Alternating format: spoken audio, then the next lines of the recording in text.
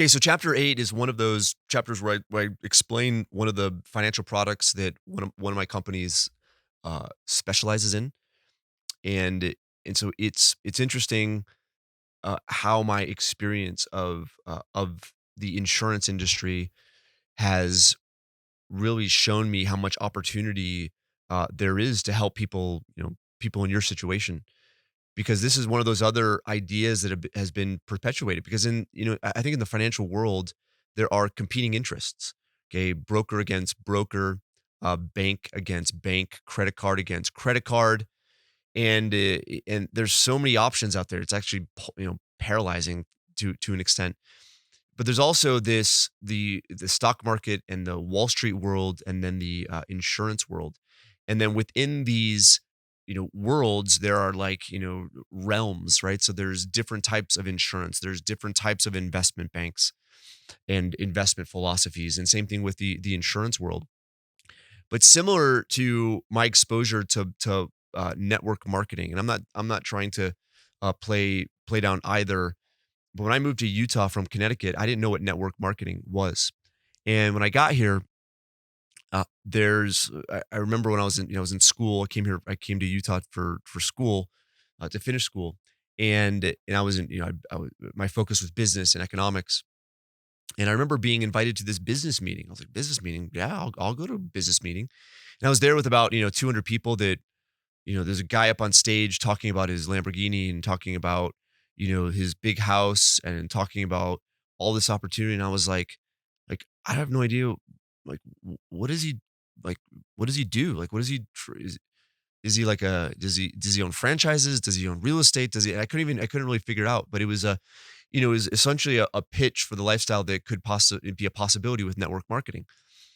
In Utah, it's become a pretty big stigma, and in that experience, selling these hopes and dreams, is one of it didn't resonate with me the right way. And then as far as insurance is concerned, I think insurance has a very similar stigma that's out there. And so when I started to learn about what I do now from my mentor Kim, which I talked about in some of the first chapters, I started to experience what people thought or what they believed about insurance, not based on experience, but be based on what they had been told. And I felt really bad because remember, this was during a fragile time, right? When I was first doing this, and I questioned it, and I questioned, is this really work? Is this valid? Am I doing the right thing? Am I giving the right thing? Am I providing advice that's sound? And that's where I went and looked at history and looked at the history of insurance and what dynasty families have their entire estate perpetuated from insurance policies.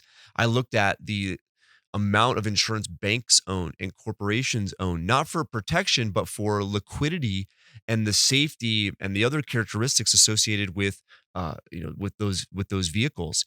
And it just showed me this contrast. Again, as I mentioned the first couple of chapters, you had these people that were demonizing it, but then you had these super successful people like using it. They weren't necessarily, on billboards saying this is the most amazing thing on earth, but they were using it. And the amounts that they have was incredible. And I start to give, amounts in this chapter.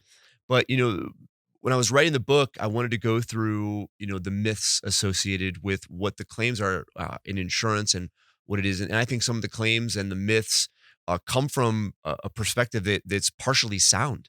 And so I try to really approach it and open up the objective way in which you can measure whether it makes sense or not.